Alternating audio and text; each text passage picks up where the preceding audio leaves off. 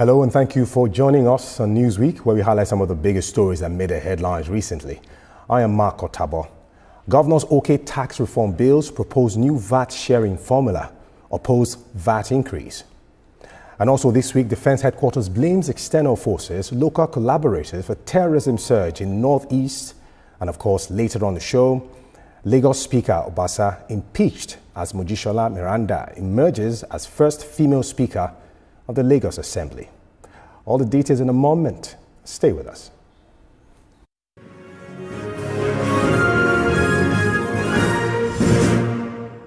Welcome back. Over the past few months, the discussion of taxation has been on, along, and outside the corridors of power. This week, there was an update. The Nigerian Governors Forum reiterated its strong support for the comprehensive reform of Nigeria's outdated tax laws and approved a revised value-added tax distribution formula with 50% allocated based on equality. And of course, in a communique issued by its chairman, Kwara State Governor Abdulrahman Abdulrazak, the NGF expressed its support for modernizing the country's tax system. Recall that in 2024, President Bola Tinubu forwarded 4 tax reform bills to the National Assembly for consideration. However, the bills sparked diverse opinions across the country, with northern leaders opposed to its passage over the value-added tax provisions. Now, to discuss this, I have two gentlemen in the studio. Of course, I have Nelson Ekujimi. He's a political analyst and a very fantastic social commentator. Good to have you on the show. Thank you very much. Happy New Year. Happy New Year to you. This is the first time you're here. Absolutely. Fantastic. Thank you. All right, I also have Jesufemi Adeogun. He is also an author and a political analyst. Jesufemi, good to have you on the show too. Thank you. You're also making your debut here today. Yeah. Fantastic. Good to have the both of you here with me. I'll begin with you, Mr. Nelson. Nelson, very quickly, one big concern the Northerners were actually fighting for was a situation where the VAT was going to be increased from 7%, from 7.5% today to 10%, to 12.5%, to 15%. Now, they said by so doing, the inflation was going to be much, considering the fact that it was already at 34%. Now, the question is, were they justified with this fight? Because initially it looked as though they were just opposing the bill without having a concrete reason for it. Well, thank you very much. I think first and foremost, we must make a distinction between the Northerners and the governors. Okay. On this issue, the governors were speaking because of their position as governors. They never had an interaction with the ordinary man that they claim to be representing. So I think it is erroneous for us to say Northerners. Okay. Because I don't think people of the North really had an intake into what the governors were saying. Okay. So you saw the fight against the tax reform bills. Don't forget, this is not just one bill. It is a compendium of 4 bills that talks about modernizing and, coalescing our tax system. So the position of the northern governors, that is their position, and they can stay with it because this is democracy. Don't forget also that there are other segments of the Nigerian society who also have their own position. So the northern governors' position was based majorly on their own parochial interest, because you listen to a lot of the governors, most especially as a Nigerian. I have very high regard for Professor Babagana's Zulum of Borno State. But when the man came up and was discussing about the tax, the man, you expected him to come up with an intellectual illustration of where he objects to the tax reforms. But no, the man was just saying, take it back, take it back. And I'm like, in this 21st century, you expect, if you have any reservations, if you have objections or observations about any policy of government, you should be able to point it out that point A, point B, I disagree with it. This is where I agree with, or I don't even agree with all the provisions. This is my own idea of how it should be. Right. But no, nobody was talking about the merits or what have you. Rather, it was just, no, they should just stick it. And I'm like, Nigeria as a country is not made up of only one part of the country. The country is made up of the north and the south. So I believe strongly that the positions of the governor, of the northern governors that they were saying is in tandem with their rights as governors. Good. But even as citizens, we also have our own rights, to voice our concerns, and that is why a lot of us disagreed vehemently with them. Okay, now just Femi, from the look of things, it appears the update is saying they finally come to a resolve.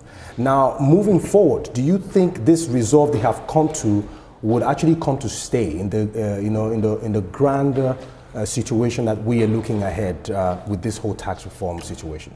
Thank you so much. I think it's a very good development, right, because looking at the reform, right, not only the taxation needs reform. Yeah. Almost every part of government needs reform. Yeah. So starting with where the revenue is actually coming from, reforming it is a very good development. Yeah. And having said that, for the governors to come together in a timely manner and decide that, okay, we want this to fly, but we have a certain condition, yeah, it's applaudable. All right.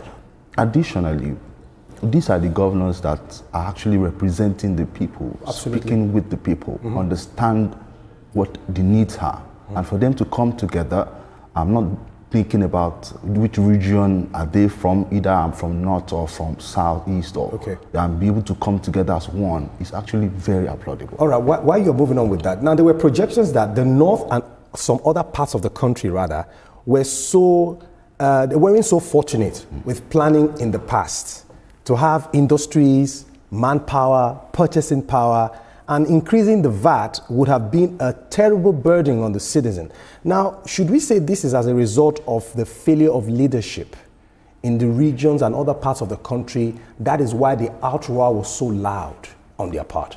Okay, I would say that anything that happens to followers, the blame will go to the leaders. Yes. It's a normal route to follow. Yeah. But the point is, at the state that Nigeria is, if anything is being increased, it's going to affect the common man. But did you think the tax reform bill discussion exposed our governors to see that they weren't actually doing much, even though they always vie for that position year in, year out? You know, the government will spend 8 years, and it came to a tax situation, and everybody just had an opinion. What was happening in the past with all the governors that were in that positions, not developing their states, and they were just crying foul?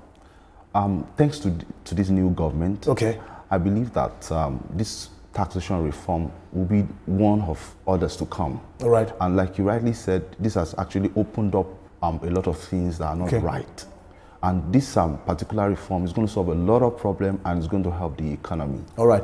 Now, Nelson, the governor of Nasarawa State, Abdullahi Sule, in an interview, said bringing the core issues of the tax reform bills to the knowledge of the president was also out of love for him, because it won't be good if the common man is being made to feel the pain of hardship, thereby casting his presidency into serious jeopardy. Do you share the same sentiment? No, absolutely not. Because, you know, the bill emanated from the executive. And when there was this outcry from a part of the country, or even from some segments of the society, let me put it that way, you saw that the president said the bill is before the National Assembly. And the beauty of democracy is that go and debate and discuss it. And you all know that that is the responsibility of the legislature. And he even admitted that the president said some concessions in the bill would have been taken care of without actually necessarily making that noise. You see, the good thing about it is that some of those governors, when they were raising the rooftop, the bill, were not raising the rooftop because they had the consideration of the people at that. It was just because they looked at the fact that their revenue would be endangered. And so good, Governor Abdullahi Sule of Nasarawa came out and said, why I oppose the bill is because about 60% or 70% of my revenue comes from VAT. But with the new formula, the revenue that will accrue to my state will be lower. So we recognize that he was speaking from his own position. But be that as it may, we also recognize that Mr. President, in throwing the bill to the National Assembly, recognize that the voice of the people will be added to the bill, because I think by doing that, which is within the constitutional framework of democracy, Mr. President was only alluding to the fact that democracy is about the voice of all. And even now that the governors have taken a position, it does not mean that is what will fly with regards to the bill. The bill is now in the National Assembly. We are going for public hearing. don't be surprised that even the man riding Okada on the streets will be there at those public hearings to voice his opinion as well and say this is what so at the end of the day, the National Assembly will aggregate the total voice. Complaints. And don't forget that in a democracy, we always say, while the majority will have their way, the minority will have their say. The governors at the end of the day could turn out to be the minority with regards to the bill. Right. So it is when the Nigerian people are speaking, because the governors, by position, by virtue of their position, they are not in any way superior to any Nigerian, even the vulcanizer in my street. No governor is superior to him, but you are in a position of leadership. So we accord you that respect and honor. All right, I think that's about it for this particular topic. We'll go on a quick break now, and Newsweek continues in a moment. Stay with us.